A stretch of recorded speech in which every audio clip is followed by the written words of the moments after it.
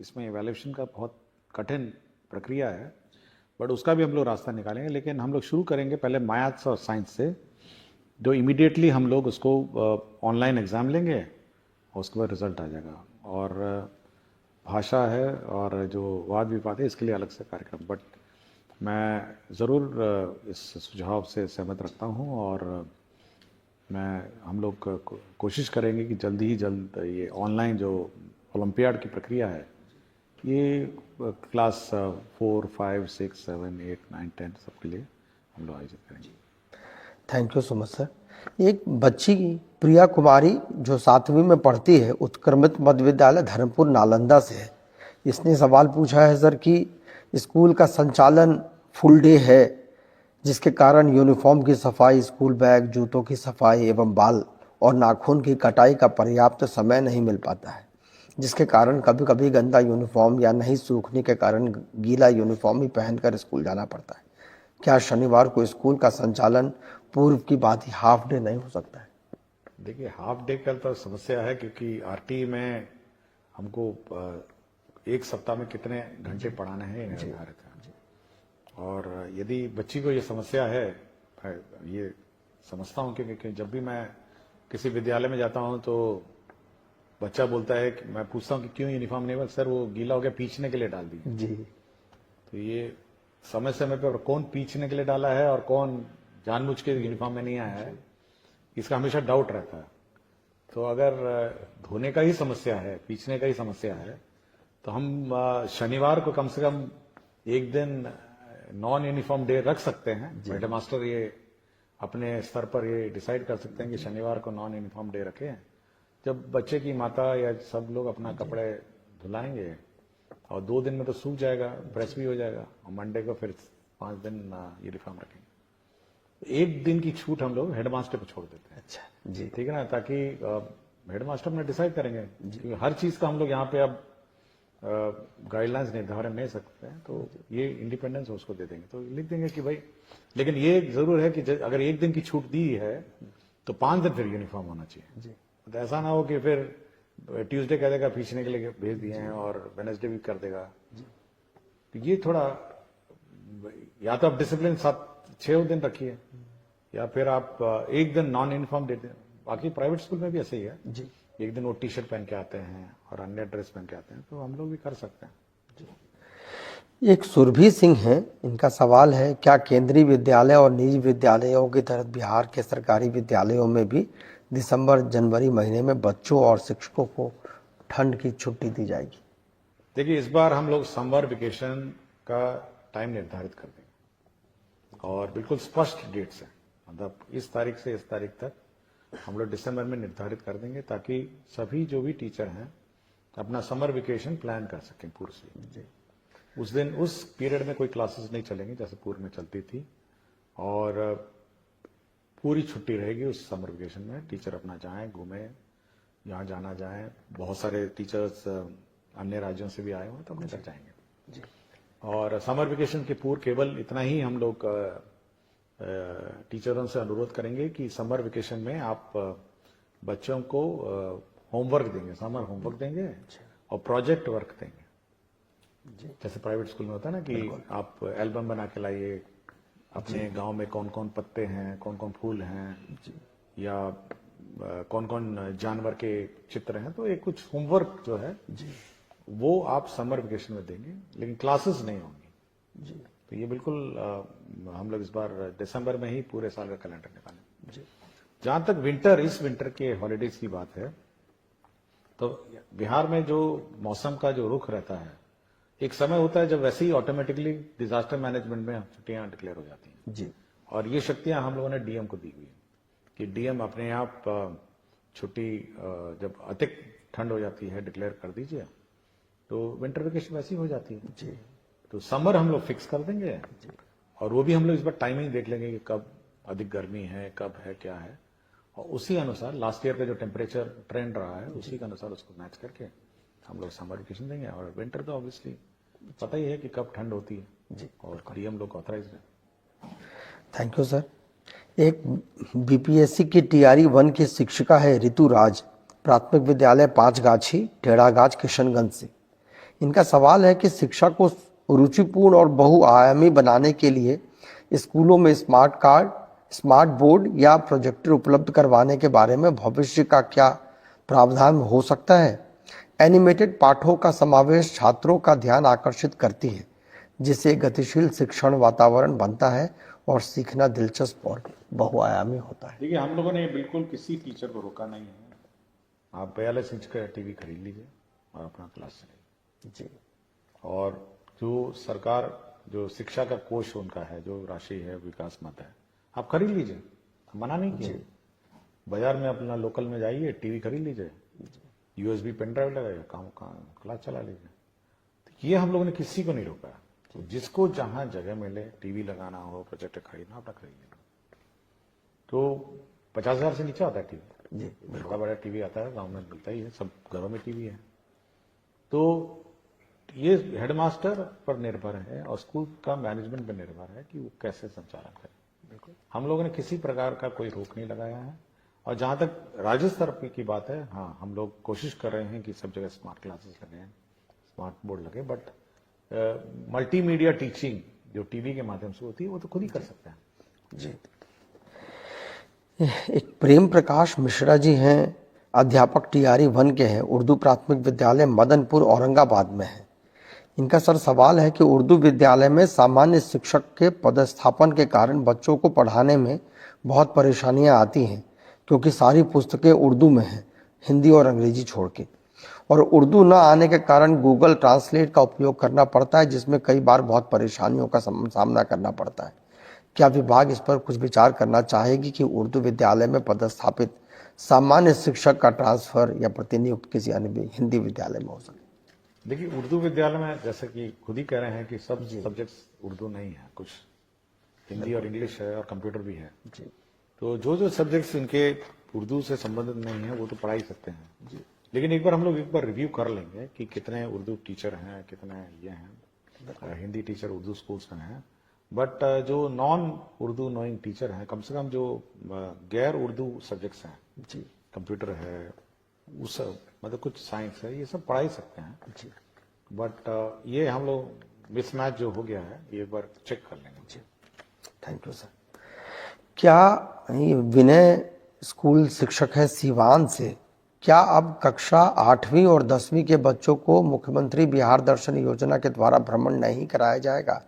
क्या बच्चों को अपने से ही कहीं भ्रमण के लिए ले जाया जा सकता है? यदि हाँ, तो इसके लिए क्या करना होगा? देखिए, ये कंपलसरी है। हर साल हम लोगों ने जो योजना मुख्यमंत्री परिभ्रमण योजना है, ये सभी के लिए लागू है और सभी को ही करना है जी। तो जो स्कूल छूट गए हैं, जिन का नहीं हुआ है, उनका हम लोग करा देंगे जी। अच्छा, और परिभ्रमण में हम लोगों ने बहुत ही क्लियर कहा है कि आपका पटना म्यूजियम है, बिहार म्यूजियम है जी, और जितने भी हमारे बिहार के दर्शनीय स्थल हैं, वहाँ बच्चों को ले जाएंगे और बच्चों का भ्रमण कराएंगे। तो जो स्कूल छूट गए हैं वो हम लोग कंप्लीट करवा देंगे। Thank you sir. ये एक शिल्पी सिन्हा है, उत्क्रमित मध्य विद्यालय रेवा मसौढ़ी पटना से। इनका प्रश्न है कि प्राथमिक से लेकर उच्च माध्यमिक तक सभी बच्चों के लिए विद्यालय का समय एक ही क्यों है? क्या प्राथमिक विद्यालय में बच्चों के समय में थोड़ा बदलाव किया जा सकता है, क्योंकि इन कक्षाओं के पाठ्यक्रम में बहुत अंतर है? अगर यह संभव हो तो इस पर कुछ विचार किया जाए। हमने पहले भी कहा कि मल्टी टाइम स्लॉट सिस्टम हम लोग लागू करने वाले हैं जी, और छोटे बच्चों के लिए अलग टाइमिंग और बड़े बच्चों के लिए अलग टाइमिंग, और ये छूट हम लोग हेडमास्टर को देंगे कि कौन क्लास में छोटे बच्चे पढ़ेंगे, कौन क्लास में बड़े बच्चे पढ़ेंगे। तो ये छूट हम लोग देने वाले हैं जी। थोड़ा सॉफ्टवेयर में इसको अपडेट करने की आवश्यकता है, क्योंकि अटेंडेंस सिस्टम इलेक्ट्रॉनिक है जी। तो जैसे ही ये स्लॉट सिस्टम अपडेट हो जाएगा, हम ये लोग हेडमास्टर को ही ऑथराइज कर देंगे कि आप छोटे बच्चों के लिए अलग टाइमिंग रखिए और बड़े बच्चों के लिए अलग टाइमिंग रखिए, क्योंकि छोटे बच्चे खेल कूद, आर्ट, कल्चर, बाकी सब अन्य विद्याओं में अपना करेंगे, और बड़े बच्चों का जो कोर्स वर्क है कुछ ज्यादा रहता है जी, उसका अलग टाइमिंग रहेगा। तो मल्टी टाइम स्लॉट सिस्टम हम लोग टाइम लागू करने वाले हैं जी। ये बहुत उपयोगी है सर। ये कुमार नरेंद्र है, प्रधानाध्यापक राजकीय मध्य विद्यालय वंशी पचड़ा तरियानी शिवहर से। इनका है कि सभी प्राथमिक और मध्य विद्यालय में एक कक्षा अलग से ब्रिज कोर्स का पूरे दिन चलाया जाए, जिसमें अधिकतम 20 चयनित बच्चों को 6 माह में निर्धारित लक्ष्य को प्राप्त कराकर उम्र सापेक्ष कक्षा से जोड़ने का कार्य किया जाए। यह कार्य उच्चतम कक्षा से करते हुए क्रमशः नीचे की कक्षा तक लाया जा सकता है और पूरे साल यह कार्य किया जाए, क्योंकि कई कारण से कुछ बच्चे पढ़ाई में सामान्य रूप से प्रगति नहीं कर पाते हैं और सामान्य कक्षा में उन पर व्यक्तिगत ध्यान देना शिक्षकों के लिए संभव नहीं हो पाता है। इस संबंध में विभाग की क्या योजना है? इसमें हम लोगों ने मिशन दक्ष चलाया और करीब 8 महीने इसको हम लोगों ने चलाया और अब देखोगे टाइम टेबल में लास्ट टाइम मिशन दक्ष का भी टाइम स्लॉट था, लेकिन ना ही बच्चों ने रुचि लिया ना टीचर ने रुचि लिया जी। और क्योंकि जब सारे बच्चे चले जाते हैं बच्चे रुकते नहीं, तो इसलिए मिशन दक्ष जो है उस टाइम स्लॉट में चलाने। और इस बार जो टाइम टेबल जो हम लोगों ने इशू किया है उसमें मिशन दक्ष का टाइम टेबल नहीं है। उसमें अब देखेंगे कि 3-15 के बाद रेगुलर क्लास ही है, बट मिशन दक्ष के अलग क्लास है। हम लोगों ने ये कहा कि जो कमजोर बच्चे हैं वो हर क्लास के प्रथम 2 रो में बैठेंगे जी, first row and second row. बाकी जो सामान्य स्टैंडर्ड के बच्चे हैं वो पीछे बैठेंगे, ताकि जो टीचर है वो उस पर नजर रखेगी कि सामने वाले 2 रो में बच्चे पढ़ रहे हैं नहीं पढ़ रहे। क्योंकि मैं जब भी इंस्पेक्शन में जाता हूं जी तो देखता हूं सबसे कमजोर बच्चा सबसे पीछे बैठा रहता है, बिल्कुल, और सबसे चालाक बच्चा सबसे आगे बैठा रहता है, और पीछे जो बैठा रहता है वो दूसरी दुनिया में खोया रहता है। उसकी ना किताब रहती है, ना बैग रहता है, ना यूनिफॉर्म रहता है। ऐसा लगता है जैसे जबरदस्ती वो स्कूल में बैठा है जी। तो हम लोगों ने कहा इस प्रकार के बच्चों को प्रथम बेंच पे और सेकंड बेंच पे बैठिए। और प्रथम बेंच और सेकंड बेंच में आजकल देखेंगे ना बहुत स्मार्ट और इंटेलिजेंट स्टूडेंट बैठते हैं, बिल्कुल, और बिल्कुल ध्यान देते हैं, बिल्कुल कॉपी वॉपी सब ठीक रहता है, यूनिफॉर्म। ये पीछे बैठे जी और ये कमजोर बच्चे आगे बैठे, ताकि कमजोर बच्चे अच्छे बच्चों से सीखे पहले तो, और टीचर की नजर रहेगी। तो पहले तो ये है। दूसरा हम लोग ये व्यवस्था भी करने जा रहे हैं, जो हमारे स्कूल्स हैं ये 4-4:30 बजे खाली हो जाते हैं, 5 बजे तक तो स्कूल लॉक हो जाता है। और ये बहुत इंपॉर्टेंट एसेट है, मतलब ये शिक्षक जगत में बहुत इंपॉर्टेंट एसेट है एजुकेशन सिस्टम में। तो हम लोग चाहेंगे जो ग्रामीण क्षेत्र में जो लड़के हैं, जो पढ़े लिखे लड़के हैं, वो कुछ एक्स्ट्रा क्लासेस अगर ऑफ टाइम में ले सकें, और तो हम लोग इन बिल्डिंग्स को और इन क्लासरूम्स को उपलब्ध कराएंगे। और ये जो कमजोर बच्चे हैं, देखे होंगे गाँव में कमजोर बच्चे हैं, वो उसको पढ़ाने का कोशिश करेंगे। 5 बजे रात को, 6 बजे रात को, 7 बजे रात को हम लोग बिजली इन्वर्टर की व्यवस्था करेंगे। लेकिन ऑफ स्कूल आवर्स में अगर ये इस टाइप के जो स्थानीय लड़के हैं, प्राइवेट ट्यूशन बहुत लोग चलाते हैं, बिल्कुल, तो कुछ ऐसी कोई व्यवस्था कोशिश कर रहे हैं हम लोग कि ये जो कमजोर बच्चे हैं उनको अलग से 5, 6, 7 बजे रात को उनको पढ़ाया जाए। जब खेलने वेलने का समय खत्म हो जाए तो कुछ बैठ के 1 घंटा 2 घंटा पढ़ा जाए। तो हमारी इच्छा है कि बड़ी जल्दी से इसको ब्रिज कोर्स को कंप्लीट करना पड़ेगा, क्योंकि बहुत सारे हम लोग अभी इवैल्यूएशन हम लोगों ने किया है, तो बहुत सारे बच्चे हैं जो इस प्रकार पीछे पिछड़ गए हैं अपने अपने क्लासों में। तो पिकअप करके उसको कैचअप करना भी हमारे लिए अब चैलेंज है, और वही हम कोशिश कर रहे हैं कि 5 से 7 बजे रात को अंधेरे में अपना क्लास चलेगा। कुछ बच्चे लोकल गांव में बहुत पढ़े लिखे हैं, बहुत लोग हैं पढ़ने का, कुछ फीस दे के पढ़ेंगे ट्यूशन, कुछ फ्री में पढ़ेंगे, तो कुछ इसी प्रकार की कोई व्यवस्था हम लोग करेंगे। बहुत हेल्पफुल है सर। ये गिरीश चंद्र जी हैं, विद्यालय अध्यापक हैं, उत्क्रमित मध्य विद्यालय बाभनगंज पोठिया किशनगंज से।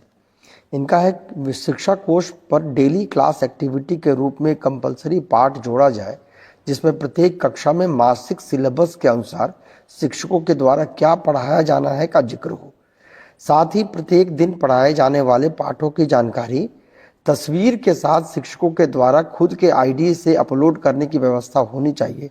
इससे गुणवत्तापूर्ण शिक्षा के प्रयास को और मजबूती मिलेगी। देखिए कितना आप अपलोड करवाइए हर चीज को।